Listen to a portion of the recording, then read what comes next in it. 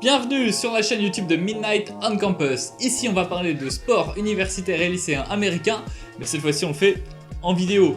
Premier sujet, Zaire Wade qui a quitté Sierra Canyon pour la Brewster Academy, mais contrairement à ce qui a été raconté, non, il ne jouera plus jamais au niveau high school, pour lui c'est terminé. Et puis on va en profiter pour revenir un petit peu sur son niveau de jeu. Non, Wade actuellement ce n'est pas du tout un prospect NBA en puissance, on vous explique tout ça, c'est parti.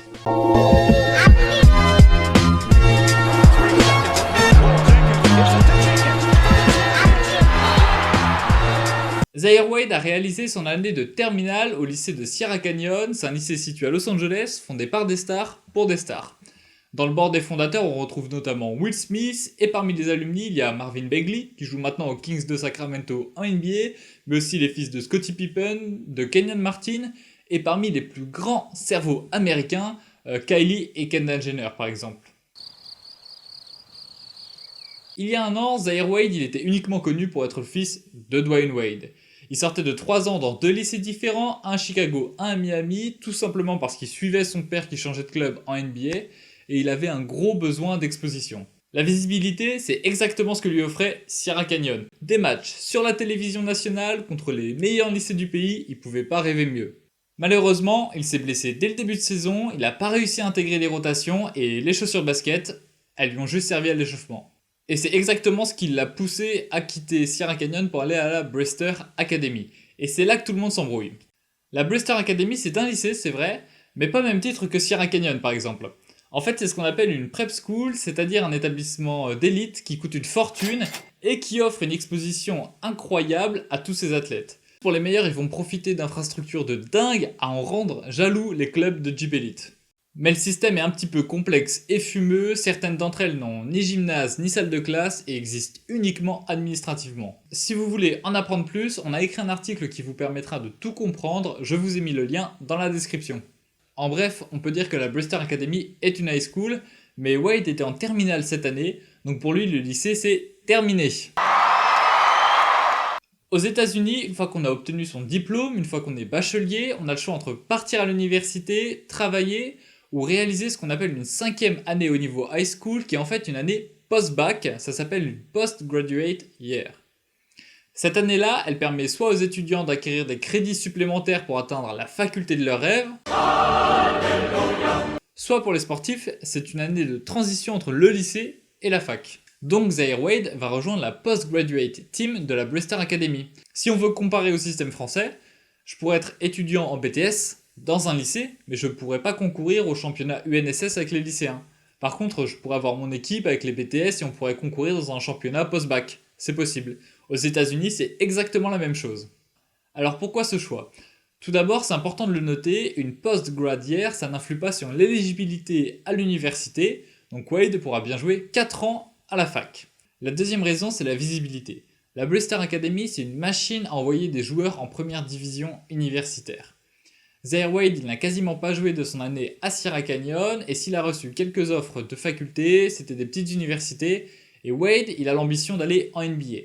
Il a dû estimer que c'était pas des tremplins suffisants pour rejoindre la grande ligue, et c'est pour ça qu'il a décidé de faire cette post-grad year.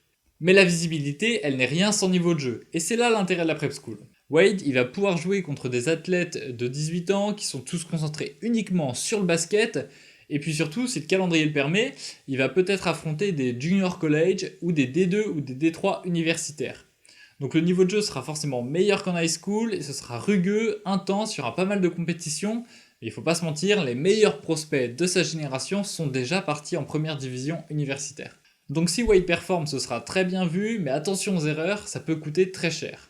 Il y a l'exemple de Kenyon Martin Jr. qui est sorti il y a 1 an de Sierra Canyon, il devait partir à la fac en première division à Vanderbilt, et finalement il a fait machine arrière, il a décidé de partir pour la Postgraduate Team de la IMG Academy en Floride. Il a posé de jolies stats, mais avec un physique avancé pour son âge contre des joueurs de sa génération.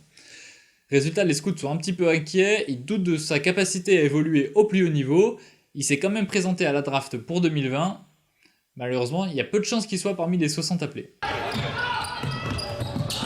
La NBA d'ailleurs c'est l'objectif de Zaire Wade. Peut-être qu'il souhaitera se présenter à la draft dès la fin de son année prep school en 2021. C'est possible mais c'est très hypothétique.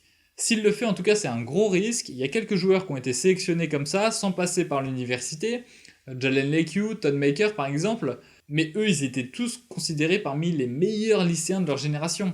Et ça, c'est pas du tout le cas de Wade. Parce qu'au final, le vrai problème de Zaire Wade, c'est son niveau de jeu. Voici ses stats pour sa dernière saison AAU. Elles sont assez criantes, il a de gros défauts, notamment son tir et son physique assez léger qui en font un joueur finalement assez facile à contrôler. Bien sûr, il a du jeu, notamment des qualités athlétiques et un vrai sens du jeu. C'est vrai que ça doit aider d'avoir un papa joueur NBA. Effectivement, c'est un bon passeur, et une fois qu'il saura shooter de loin, il s'ouvrira automatiquement le chemin vers le cercle. Mais pour l'instant, ça reste quand même un joueur très moyen. Cependant, Wade, c'est peut-être juste un late bloomer, c'est-à-dire un joueur qui a besoin de plus de temps que les autres pour se développer. Ça veut pas dire qu'il a pas de potentiel, c'est juste qu'il explosera plus tard. Mais d'ailleurs, il est toujours considéré dans les 200-300 meilleurs joueurs de sa génération. En attendant, difficile de le voir quand même évoluer en NBA. Yeah. Sincèrement, j'espère qu'il va me donner tort. Ça a l'air d'être un gars avec une super mentalité. Cette année à Sierra Canyon, il foulait pas le parquet et il s'est jamais plaint. Donc il sait faire passer les intérêts de l'équipe avant les siens. Il faut croiser les doigts pour que le coronavirus vienne pas le freiner en pleine progression. Mais si la saison se tient, on aura déjà un avis beaucoup plus précis sur son potentiel en 2021. Bon, on a parlé de beaucoup de ligues dans cette vidéo, Prep School, AAU, Junior College. Si vous connaissez pas toutes leurs caractéristiques et si vous voulez en découvrir plus, on a écrit des articles qui reviennent sur leur fonctionnement, la manière dont elles s'imbriquent entre elles dans le paysage athlétique américain. Je vous ai mis les liens dans la description, je vous laisse y jeter un coup d'œil. Bien sûr, si vous voulez qu'on parle d'un joueur, si vous avez des questions ou des remarques à nous faire, écrivez-nous dans les commentaires, on vous répondra volontiers. Merci beaucoup surtout d'avoir regardé cette vidéo et n'oubliez pas, le sport universitaire et lycéen américain, ça se passe sur Midnight on Campus. Ciao!